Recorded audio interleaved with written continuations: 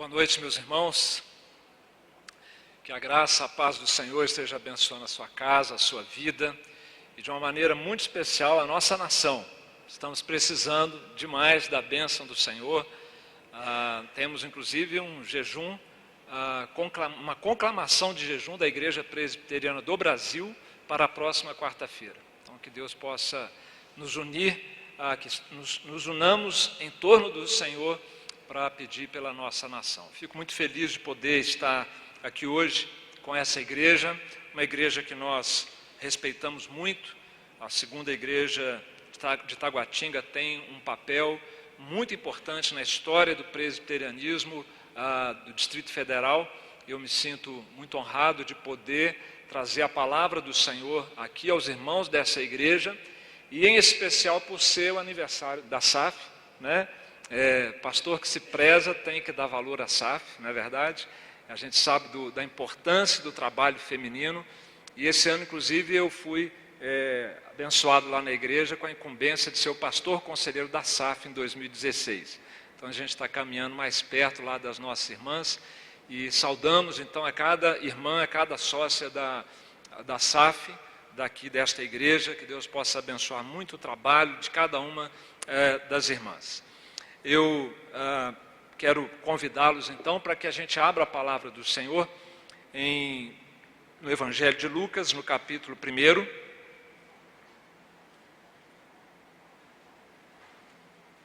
Evangelho de Lucas,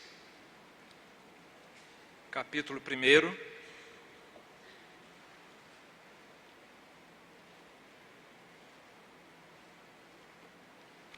Versos 26 a 38. Lucas 1, 26 a 38. Eu queria convidar a querida igreja a se colocar em pé e procedermos essa leitura alternadamente. Eu vou começar, os irmãos dão sequência e a gente vai alternando do 26 ao 38. No 6º mês, foi o anjo Gabriel enviado da parte de Deus para uma cidade da Galileia chamada Nazaré, a igreja.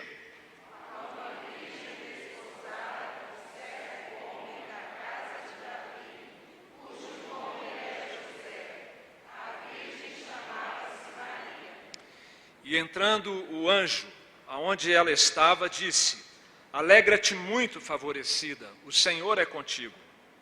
Ela, porém, ao ouvir essa palavra, perturbou-se muito, e pôs-se a pensar o que significaria essa saudação.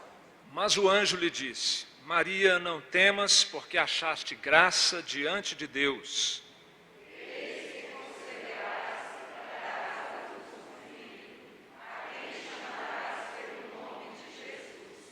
Este será grande e será chamado Filho do Altíssimo. Deus, o Senhor, lhe dará o trono de Davi, seu pai.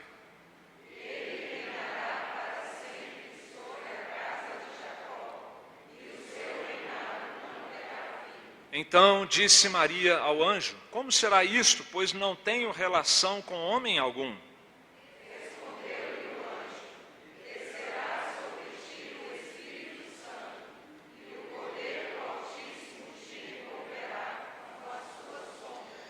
Por isso também a bendição que há de nascer será chamado Filho de Deus. Isabel, tua parenta, igualmente concebeu um filho na sua velhice, sendo este já o 6º mês para aquela que diziam ser estéril. Porque para Deus não haverá impossíveis em todas as suas promessas. Então disse Maria, leamos todos juntos: Aqui está a serva do Senhor, que se cumpra em mim conforme a tua palavra. E o anjo se ausentou dela. Vamos orar mais uma vez. Senhor, o que mais desejamos e queremos nessa hora é que a tua palavra cresça diante dos nossos olhos, que Jesus sobressaia e que nós tenhamos a possibilidade graciosa concedida pelo Senhor de ouvir a tua voz. E ouvindo a tua voz, Senhor, sermos sensibilizados, motivados a mudar nossas crenças, nossas convicções, nossas condutas, nosso posicionamento diante do Senhor, da igreja e deste mundo, tudo isso como fruto da ministração da palavra do Senhor pelo Espírito Santo do Senhor aos nossos corações. Ouve a nossa oração, Senhor. Humildemente nós a fazemos na mediação do nome que está acima de todo nome, Rei dos Reis, Senhor dos Senhores, o Senhor Jesus Cristo. Amém. Podem se assentar, meus irmãos.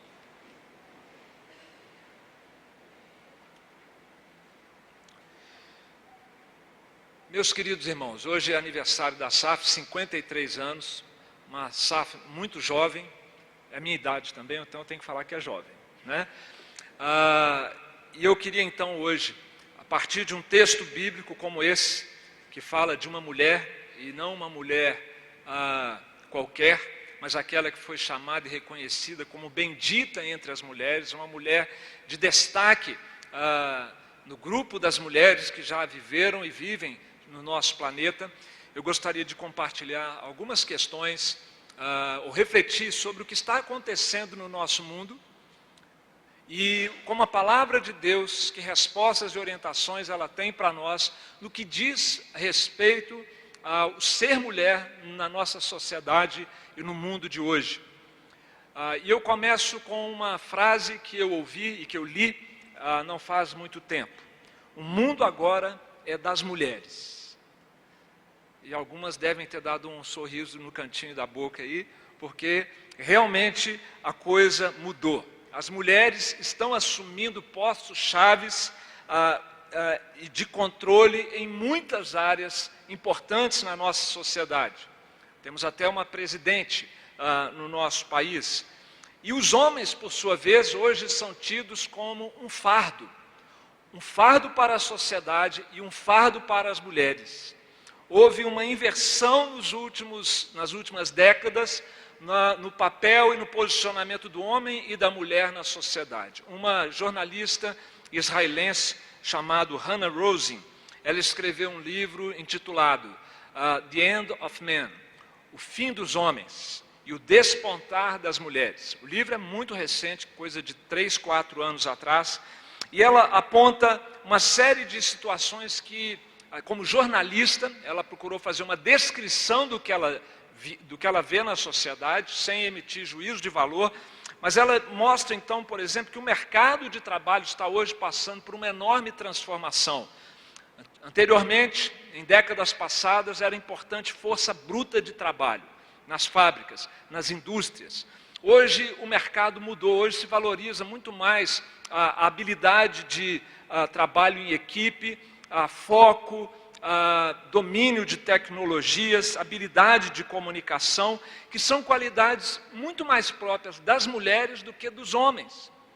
E por isso as mulheres estão se dando melhor no mercado de trabalho do que muitos homens. Há até uma ilustração, uma analogia que se faz para mostrar essa facilidade da mulher de se adaptar ao contexto do mercado de trabalho e a dificuldade do homem.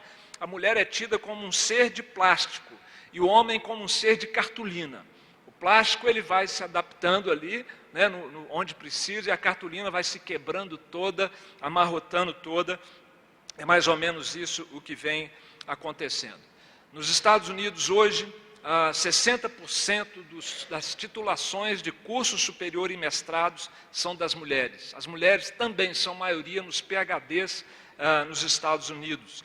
Na economia global hoje, no mundo inteiro, as mulheres são mais bem-sucedidas do que os homens. Tanto é que aquela crise econômica que nós tivemos recentemente nos Estados Unidos, em 2008, aquela crise imobiliária, quem mais perdeu trabalho foram os homens. 3/4 das demissões foram de homens.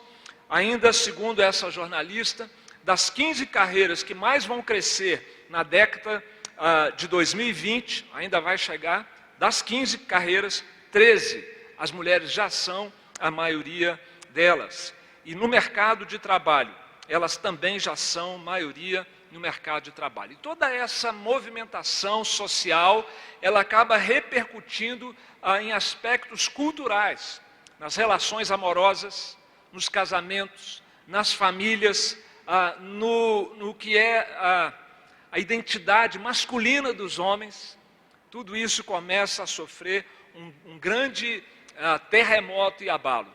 Os homens hoje, por sua vez, são vistos na sociedade como pessoas sem autoridade moral. Os homens não são um referencial de probidade, honestidade, integridade, cavalheirismo. Isso ficou no passado. E não são nem mais vistos como a principal fonte de ganha-pão na família. No Distrito Federal é impressionante a quantidade de lares que são chefiados por mulheres, ou porque não tem um homem presente, ou porque se tem, não é ele a referência de sustento e de autoridade na sua casa. Uma ex-feminista dos anos 60, chamada Camille Paglia, ela é PhD em língua inglesa na Universidade de Yale, e ela abandonou o movimento feminista, mas ela, analisando essa evolução que nós temos visto na nossa sociedade, ela diz que hoje as mulheres querem que os homens sejam iguais a elas. E finalmente, quando elas conseguem transformar os homens naquilo que elas queriam, elas não os querem mais, elas os desprezam, porque eles finalmente se tornaram como elas. Um exemplo, agora no final do ano, na cidade de Colônia, na Alemanha, 1000 refugiados árabes, islâmicos, atacaram as mulheres alemãs. Vocês souberam disso? 150 delas compareceram nas delegacias para dar queixas de agressão sexual. Mulheres alemãs foram estupradas coletivamente na Alemanha, em plena Europa, dias atrás. E diante dos olhos passivos da polícia alemã e dos homens alemães. Porque a sociedade europeia é dominada fortemente por essa onda de feminismo, de pensamento politicamente correto, e ser agressivo, que é uma característica masculina, é feio. Isso tem que ser abandonado. Os homens não podem mais ser agressivos, eles têm que ser como as mulheres, mais sensíveis, mais dóceis. E foi essa sensibilidade e doçura dos homens alemães que deixou as mulheres entregues a essa onda de estrupos que aconteceu recentemente. E isso repercutiu muito na mídia, na sociedade europeia de um modo geral. Uma jornalista dinamarquesa, ela deu uma entrevista e ela afirma que os homens europeus hoje estão efeminados e as mulheres estão em perigo na sociedade europeia.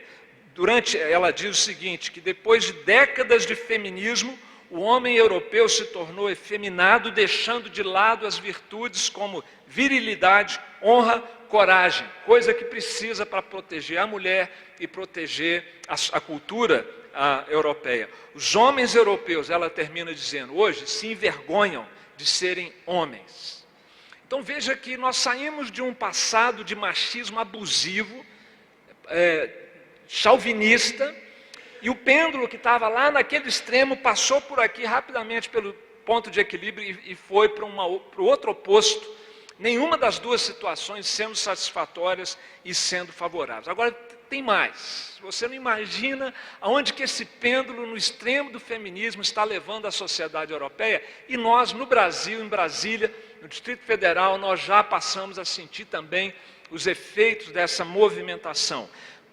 Depois deste episódio, lá na Alemanha, as autoridades europeias começaram a autorizar e incentivar que os homens europeus defendessem as mulheres, ficassem vigilantes, porque a onda migratória está uma avalanche na Europa. E não acredita que as feministas suecas lançaram uma campanha com o seguinte título, #não sou sua mulher. Eu prefiro, elas dizem, ser estuprada do que protegida pelos homens brancos europeus. Eu não sou sua mulher. Você acredita numa coisa dessa? A que ponto pode chegar? As feministas, elas dizem mais, é de vocês, homens brancos europeus, que nós temos medo. O patriarcado e a cultura masculina, o problema, elas dizem, é o patriarcado e a cultura masculina de proteção à mulher, não os estupradores islâmicos. É inacreditável, é inacreditável. A mulher de hoje, portanto, é tida na nossa sociedade como o novo homem da sociedade. Tem coisas boas acontecendo, muitas coisas boas para as mulheres, em termos de oportunidades, de produção, de renda, de oportunidades, de crescimento, de estudo, de trabalho, de projeção. E nós não estamos aqui dizendo que essas coisas são más necessariamente, mas é que nós temos que saber, já ouviu a expressão, jogar fora a água suja do bebê, mas guardar o bebê? Tá? É mais ou menos isso. Nós temos que interpretar esse momento conservando o bebê, as coisas boas dessa hora que nós vivemos, mas nós como cristãos temos que ter a palavra de Deus como referencial para a gente saber o que a gente conserva e o que a gente joga fora, o que a gente assimila e o que a gente repudia nesse novo tempo, nesse novo momento em que nós estamos vivendo. Albert Mohler Jr., que é o presidente de um seminário batista nos Estados Unidos, um pastor batista mais reformado, ele diz o seguinte: a real questão hoje não é o fim dos homens, mas o desaparecimento da masculinidade bíblica, o colapso da responsabilidade, da liderança e das expectativas masculinas. Bom, hoje então é aniversário da SAF, a gente precisa refletir sobre essa questão da feminilidade à luz da palavra de Deus e, indiretamente, como isso afeta a masculinidade, que deve ser bíblica e também orientada pela palavra de Deus. A minha ênfase hoje vai ser mais na feminilidade, quando for o dia do homem presbiteriano, né, numa outra ocasião, o aniversário da UPH, vocês encomendem um sermão, uma pregação para dar um aperto e uma parafusada boa nos homens, tá bom? Mas hoje é uma palavra de carinho, de orientação para as mulheres da igreja. A mulher presbiteriana precisa viver o seu papel nessa nova sociedade, atenta ao design do Criador para a sua feminilidade. Os tempos são desafiadores, são novos, são surpreendentes, e a mulher crente, especial, a mulher presbiteriana, precisa se voltar para a palavra de Deus e entender o design, o projeto de Deus para a feminilidade bíblica e assim poder viver diante do Senhor. O texto bíblico que nós lemos, começa, ou no versículo 38 diz: então disse Maria, aqui está a serva do Senhor, que se cumpra em mim conforme a tua palavra. E o anjo se ausentou dela. Nesse mundo novo e surpreendente, Maria nos ensina quando há situações inusitadas, inesperadas acontecendo, que desequilibram a mulher, ela nos ensina que é para a palavra que a gente volta. Veja só, ela tem a visita de um anjo, uma notícia de uma gravidez sem ela estar casada, uma gravidez que nunca aconteceu antes e nem depois por obra do Espírito Santo. E ela então, nesse momento de desequilíbrio, de surpresa, de perplexidade, ela diz que se cumpra em mim, conforme a tua palavra. As mulheres crentes, as mulheres presbiterianas precisam ser mulheres da palavra, mulheres do livro de Deus, onde buscam a direção e podem então, com submissão, dizer: aqui está a serva do Senhor. Ao contrário de Eva, que é um anti-exemplo do que deve ser uma mulher crente, uma mulher presbiteriana. Deus deu a palavra, e o que Eva fez? Ela duvidou da palavra, desacreditou da palavra e finalmente desobedeceu a palavra de Deus naquilo que Deus havia lhe colocado como restrição. Eu quero propor então alguns parâmetros para a feminilidade bíblica. Como ser mulher à luz da palavra de Deus nesse mundo em que vivemos, sem com isso querer dizer que a mulher então tem que voltar para casa, se refugiar, abandonar seus títulos acadêmicos, abandonar seu trabalho. Não estamos em hipótese alguma falando sobre isso, até porque a mulher lá de Provérbios, virtuosa, ela tinha participação na economia da família, ela produzia, ela vendia, ela tinha renda e com isso ela participava. Foi a modernização e urbanização da sociedade que afastou a mulher da atividade econômica.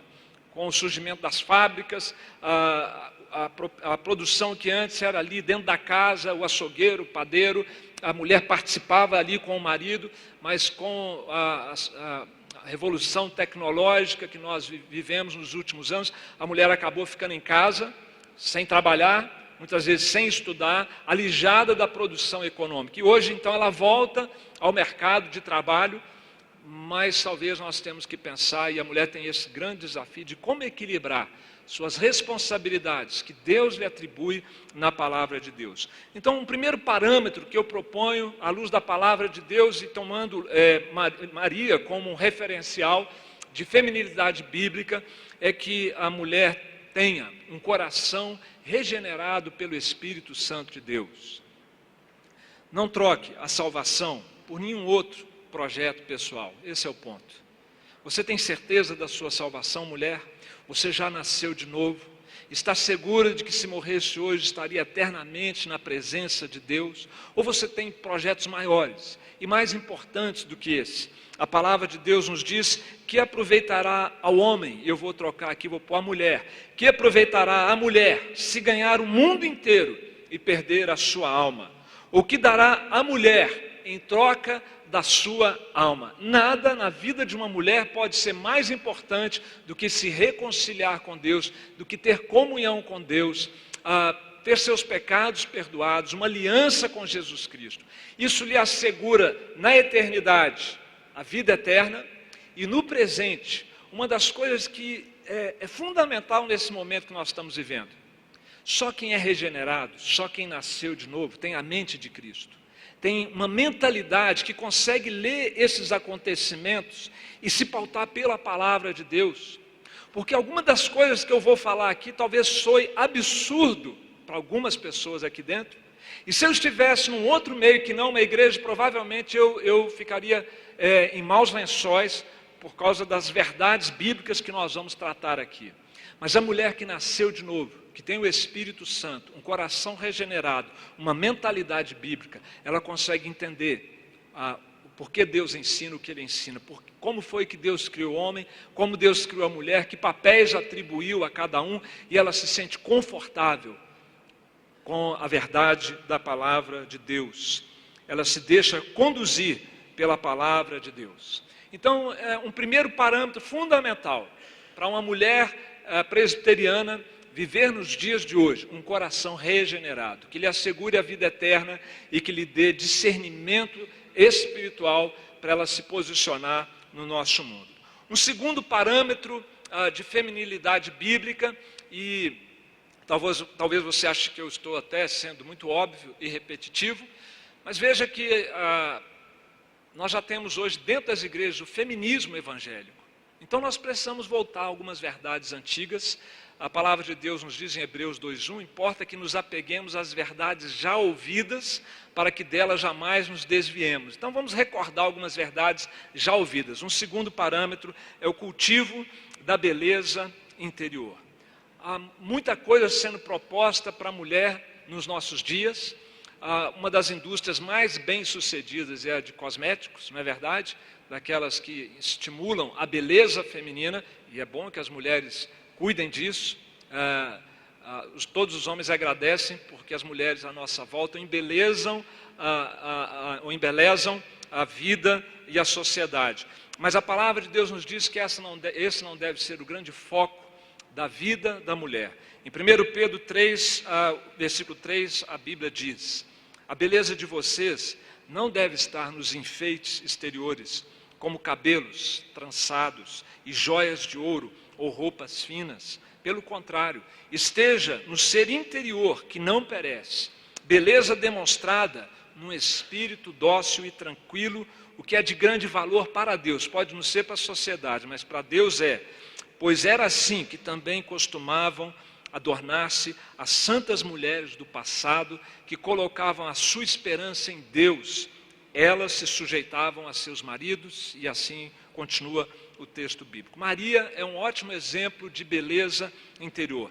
Ela tinha experiência da graça de Deus. Ela não merecia, como nenhum ser humano que pisou nesse planeta merece o favor de Deus, a graça de Deus. Mas ela era uma mulher que tinha o temor de Deus, um relacionamento com Deus. Nós lemos isso no verso 28 lá de Lucas 1, quando o anjo entrou, ele disse para ela: alegra-te muito favorecida, o Senhor é contigo. No verso 30, Maria, não temas, porque achaste graça diante de Deus. No verso 35, descerá sobre ti o Espírito Santo, e o poder do Altíssimo te envolverá com a sua sombra. Uma mulher de Deus, uma mulher que tinha o cultivo do seu relacionamento, da sua intimidade com o Senhor. Isso é que faz da mulher uma mulher bonita, mais do que a sua beleza exterior, e esta deve ser cuidada. Esse é um segundo parâmetro da palavra de Deus. Ao lado do novo nascimento, o cultivo, o desenvolvimento de um caráter parecido com o de Jesus, na mansidão, na bondade, na misericórdia, na sabedoria, a beleza interior da mulher. E agora vem um parâmetro que esse é complicado. Esse é complicado e pode dar problema dependendo do ambiente. O terceiro parâmetro é a mulher ter discernimento do que é a submissão, conforme a palavra de Deus ensina. Vamos começar pela submissão ao marido. Por submissão, a palavra de Deus nos ensina que as mulheres devem honrar, preservar e reforçar a liderança e a autoridade dos seus maridos. No âmbito da família, no âmbito da igreja, um exemplo, a SAF. A SAF igualmente deve honrar, preservar as mulheres da igreja, reforçar a liderança dos pastores, a liderança do conselho, a liderança da junta diaconal. Porque essa é a ordem da criação. Deus podia ter feito primeiro a mulher e depois o homem. Então a mulher seria responsável pela iniciativa, por introduzir o homem no jardim, por mostrar para ele qual era o trabalho que Deus já tinha dado, quais eram as instruções de Deus, mas Deus criou primeiro o homem e trouxe a mulher depois para ser guiada e conduzida pelo homem ali no jardim do Éden. O texto bíblico é muito bonito em Gênesis 2, 20 a 23. Todavia não se encontrou para o homem alguém que o auxiliasse e lhe correspondesse. Então o Senhor Deus fez o homem cair em profundo sono, e enquanto este dormia, tirou-lhe uma das costelas, fechando o lugar com carne. Com a costela que lhe havia tirado do homem, o Senhor Deus fez uma mulher, e a trouxe a ele. Disse então o homem: esta sim é osso dos meus ossos e carne da minha carne. Ela será chamada mulher, porque do homem foi tirado. Meu colega lá na IPN, pastor Marcos Alexandre, ele conta que os rabinos, falando desse episódio aqui, diz que quando Deus criou o homem, ele viu que era muito bom. Quando ele criou a mulher, foi pura exibição, exibicionismo puro da parte de Deus, porque ele realmente caprichou. E ele o fez, mas não só fez a mulher com uma anatomia diferente, mas fez a mulher também com características de personalidade diferentes, com papéis diferentes. A igreja cristã não defende a igualdade entre homens e mulheres. A igreja cristã defende a complementariedade entre homens e mulheres. Percebe a diferença? Homens e mulheres não são idênticos. Homens e mulheres são diferentes. Como eu mencionei, anatomia, personalidade, papéis, mas são complementares. O homem não é mais importante do que a mulher, mais digno do que a mulher, mais qualquer outra coisa que a mulher, é simplesmente diferente, assim como é também a mulher. E nesse despontar da mulher na sociedade, que a gente percebe hoje, está evidente o potencial e a capacidade das mulheres. Enquanto elas estavam dentro de casa somente, talvez isso ficasse mais obscurecido, mas hoje está evidente por que elas estão se projetando tanto, sendo tão bem-sucedidas, porque sempre foram capazes, criadas à imagem e semelhança de Deus. Agora elas têm a oportunidade de mostrar isso fora de casa. Mas isso não significa, então, que haja ou que seja um momento para as mulheres assumirem o papel que os homens, que cabe aos homens na família, na igreja e na sociedade. Maria disse: aqui está a serva do Senhor, que se cumpra em mim conforme a tua palavra. O que a palavra de Deus espera da mulher feminina, biblicamente feminina? John Piper escreveu um livro muito interessante, um livreto, quem sabe se você se interessar pelo tema, você possa adquiri-lo e lê-lo. Chama Qual é a Diferença? O subtítulo é Masculinidade e Feminilidade, definidos de acordo com a Bíblia.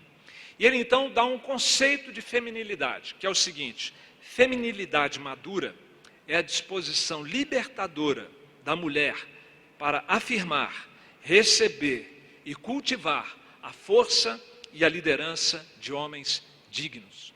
O papel da mulher se expressa fortalecendo o papel do homem, não conflitando com ele, não medindo forças com ele, não querendo derrubá-lo e assumir agora o papel. A mulher é o novo homem da sociedade, porque o que acontece é que quando a mulher, os homens se omitem, e isso não é bom para ninguém, como mostra esse recente episódio ali na Europa.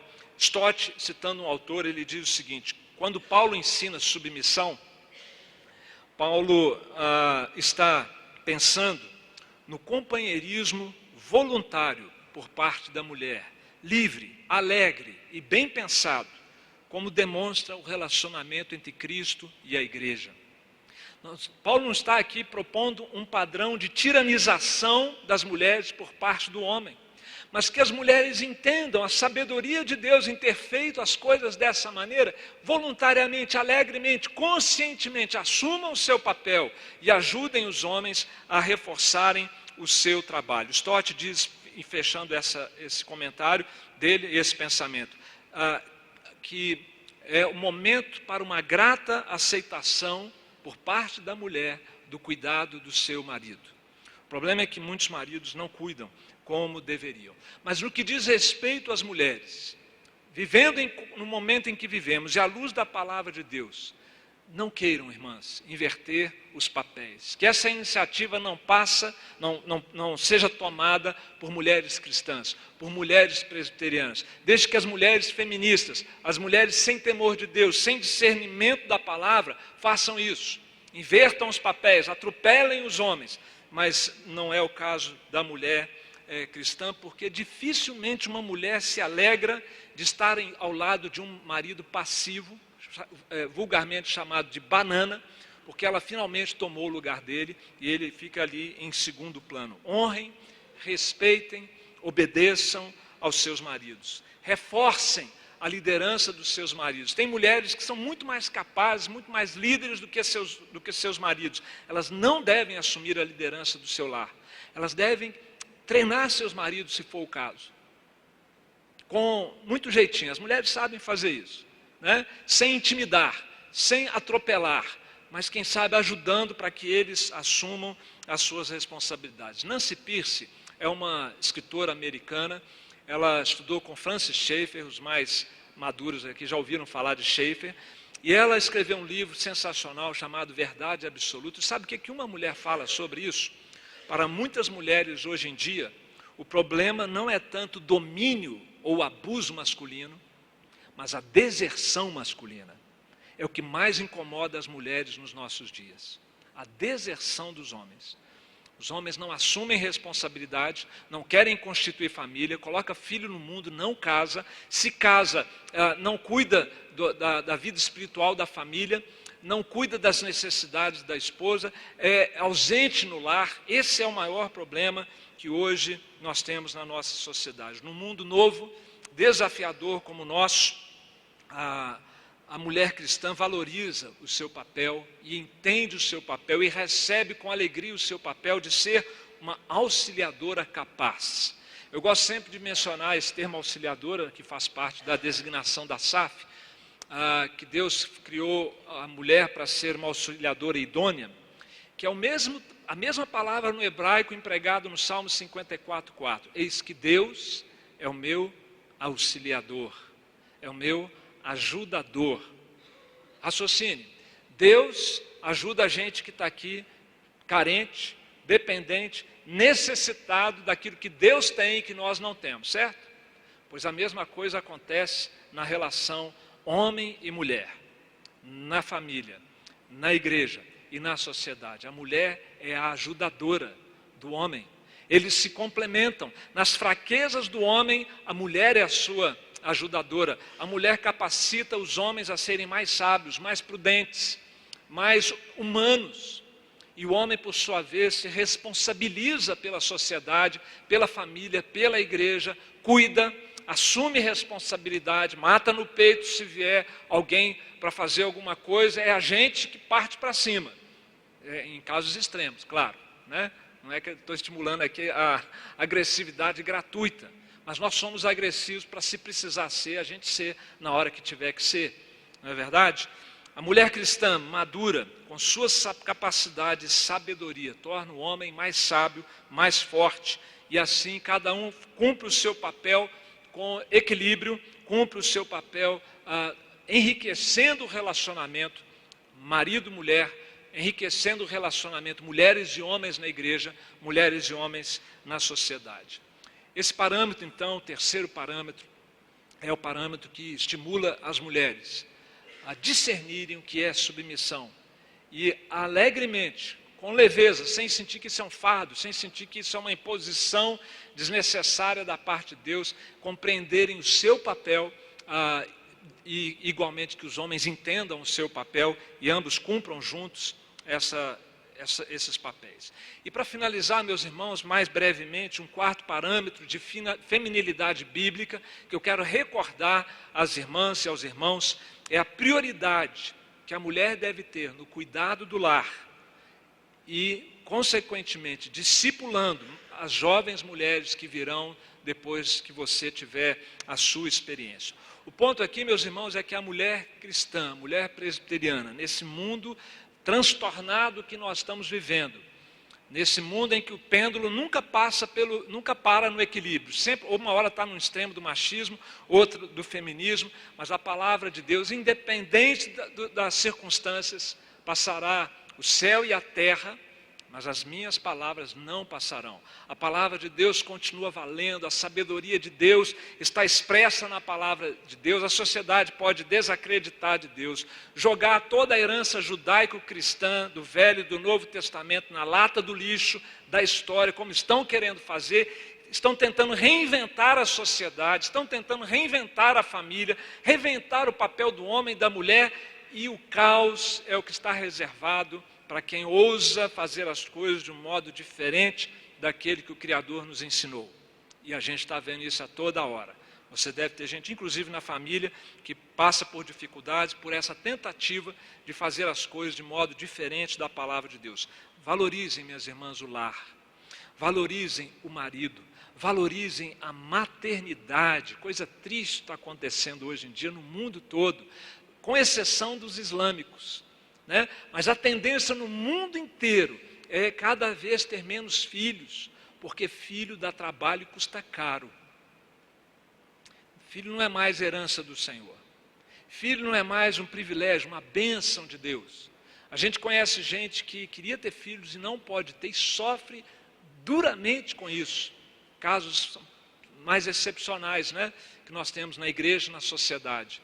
Mas a grande maioria está vendo filhos como um problema, como um fardo, como um peso, e não como uma oportunidade de Deus te dar um presente para você investir nesse presente, para ele estar na eternidade com você, adorando a Deus, como filhos da aliança que são os nossos filhos, porque nós temos uma aliança familiar com Jesus. Ele salva individualmente, mas aquele que é salvo, Jesus fala, vou abençoar a sua descendência. Vou abençoar a sua descendência. Isso está em todas as páginas do Velho e do Novo Testamento. Na Escritura, Paulo orienta então as mulheres idosas, que sejam sérias no seu proceder, não caluniadoras, não escravizadas a muito vinho, sejam mestras do bem, a fim de instruírem as jovens recém-casadas a amarem ao marido e a seus filhos, a serem sensatas, honestas, boas donas de casa, bondosas, sujeitas ao marido, para que a palavra de Deus não seja difamada. Espero que as irmãs não vejam isso como um fardo, porque não tem nada que a palavra de Deus exija, de homens ou de mulheres, que a própria graça de Deus não nos capacite a vivenciar. E quando não há uma contrapartida por parte, quem sabe, do esposo, a palavra também nos ensina como a mulher deve lidar com essa situação.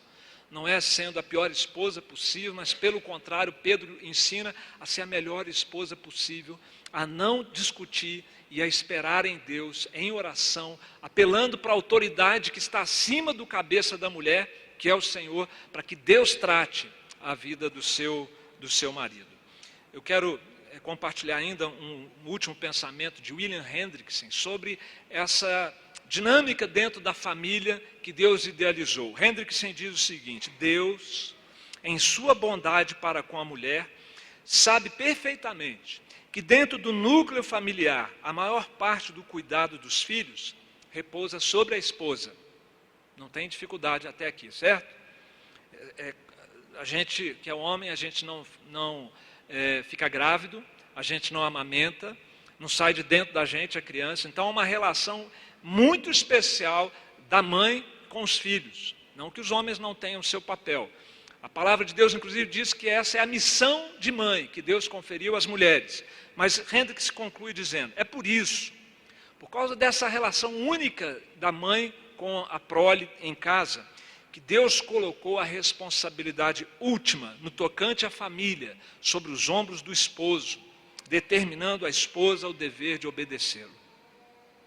Porque ele vai estar imbuído, se é um homem crente, se é um homem que se pauta pela palavra de Deus, de liderar, de se responsabilizar, de cuidar, de servir a sua esposa, servir aos seus filhos em amor, liderando, tomando decisões, consultando a sua esposa, aprendendo e adquirindo sabedoria com ela, mas tomando a responsabilidade do lar nas suas mãos. No mundo novo e desafiador, a mulher cristã, a mulher presbiteriana, valoriza o lar, exalta a maternidade e auxilia as mais jovens.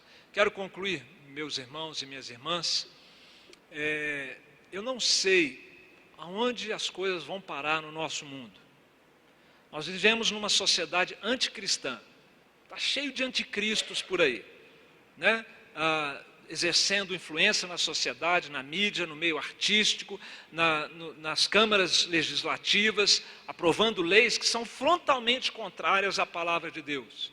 O sentimento e a cultura do anticristo permeia a nossa sociedade. Eu não sei aonde isso vai parar, nós vamos ter muitas surpresas. Vamos ficar perplexos com muitas coisas que nós vamos tomar conhecimento e ver acontecendo por causa dessa ousadia de promover um espírito anticristão na nossa sociedade. Como o caso lá das suecas, que preferem o estupro do que a proteção masculina. Vem muito mais coisa por aí. Agora, se eu não sei aonde nós vamos chegar, eu sei aonde nós, como igreja, crentes, homens e mulheres presbiterianos, onde a gente não pode chegar.